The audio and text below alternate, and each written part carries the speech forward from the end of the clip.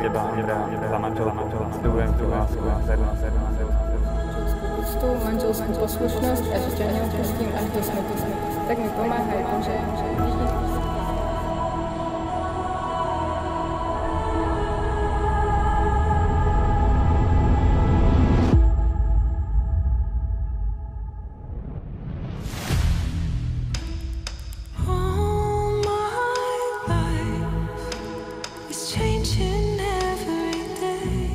No Aťka sa mi najviac páči jej úprimnosť. Ona je veľmi dobrosrdečná, vždy každému rada pomôže. Dá sa s ňou naozaj o všetkom porozprávať a človek vie, že má v nej dôveru.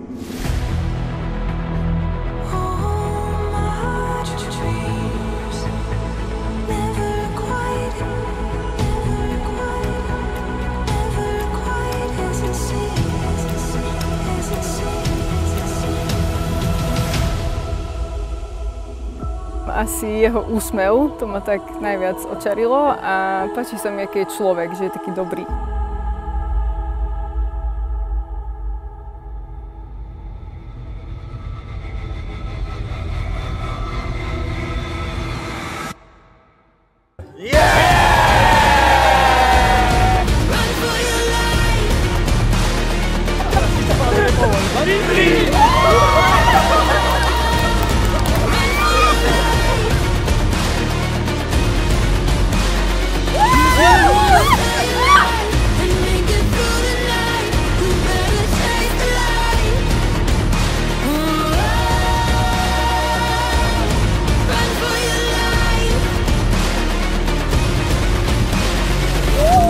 Dobre.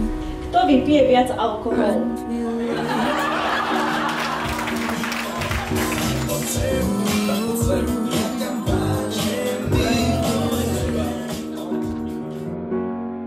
Milá Aťka, milý Ríšiak, želám vám, aby bola vaša spoločná cesta životom ako pokojná plavba v kanojke. Buďte si vzájomnou oporou, udržiavajte ten správny smer a držte pádla obaja pevne v rukách.